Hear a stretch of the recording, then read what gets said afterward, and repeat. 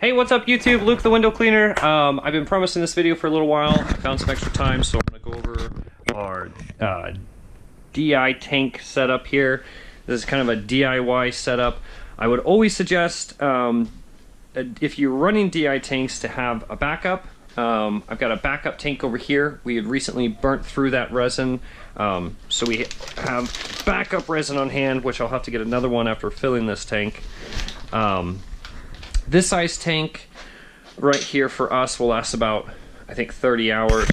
We run a little bit higher TDS here. It's about 180, so we are converting to an RO DI system, the Zero Pure, this upcoming week. And of course, we will make videos on that as well. But let's run through this. This is a great starter pure water system for anyone that's just getting into it.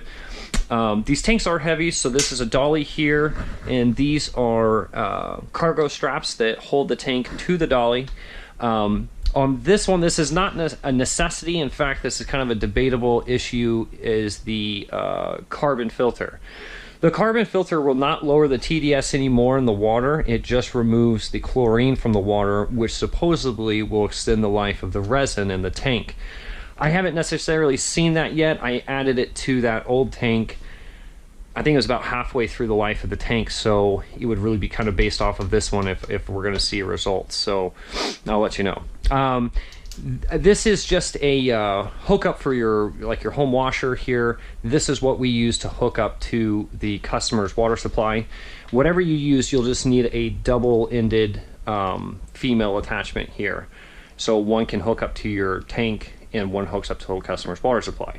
Anyways, water goes in here through the carbon filter into the DI tank and out. And over here, this was Reanna's idea. We did not want to add any more weight to our system, so we went with just an electrical cord reel, which has worked out fine. I drilled 2 holes over here, and the bolts come out there, and that's it. So when we are reeling it, we added a little Velcro right here, so when you reel it up, that isn't just flopping around and hit you in the hand or anything like that. There's really, I think there's about 100 or so foot of tubing, which has been fine for us. We're still able to clean pretty much almost all of our homes without hooking and re-hooking up. Now, in some cases we are. The main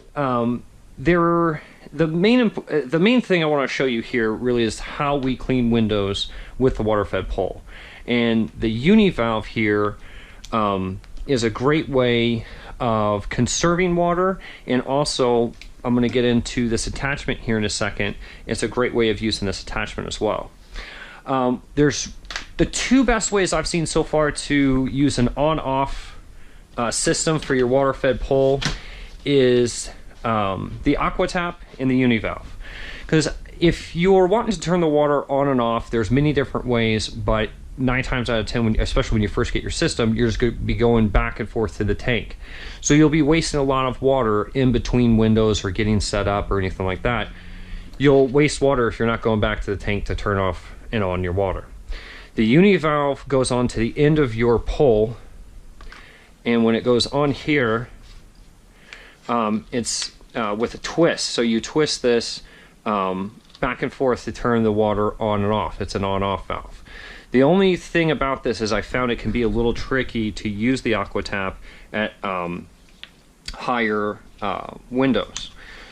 So the Uni Valve works with just a tug. So this is an inline valve system, and the hose that's coming out at the end of your pole, you'll just give it a tug. That's on, tug, off.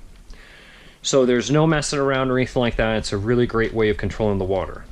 So besides preserving the water, kind of our method of window cleaning with the water-fed pole is to clean the frames, wet down the glass, turn off the water, flip it, and that's why you want to turn it off, because you don't want water shooting out over on you.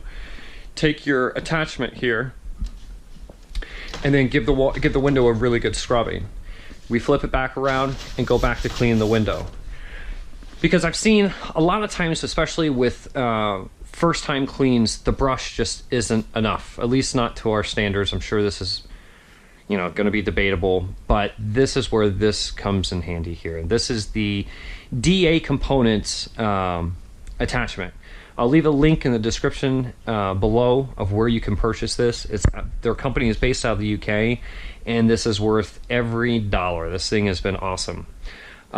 It comes with an extra long bolt, so you can put it into your gooseneck, and it comes with one bronze wool pad, so you can use it right out of the box. You'll have to order, of course, extra bronze wool pads.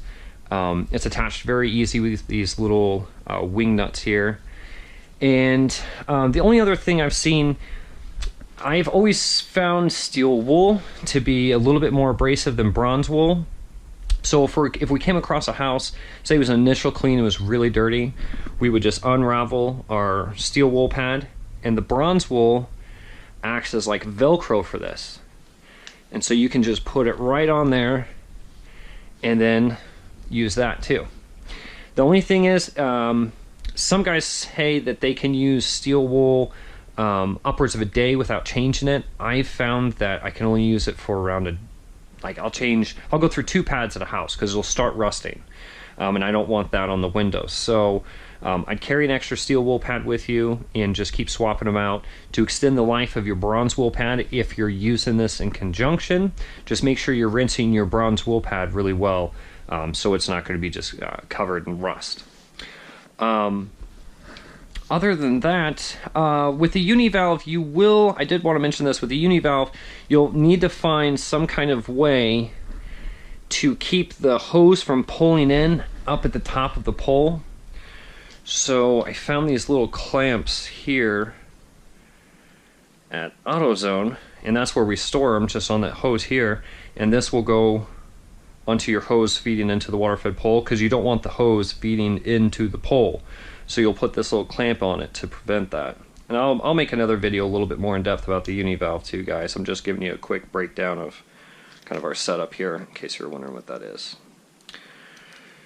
So that was a lot of information there. Hope that video helps. Just kind of a quick rundown of how we clean windows with our water-fed pole and our DI setup. So hope this video helps, and we've got more coming out soon on our new Zero here. We just received our Zero Ultimate 40-foot pole. This thing is so crazy light, it's mind-blowing. We're going to do some reviews on this pole. We've got a telescopic pole here. We're going to do some reviews on it as well. And of course a review on our new Zero Pure system. So, alright, hope this video helps, and bye!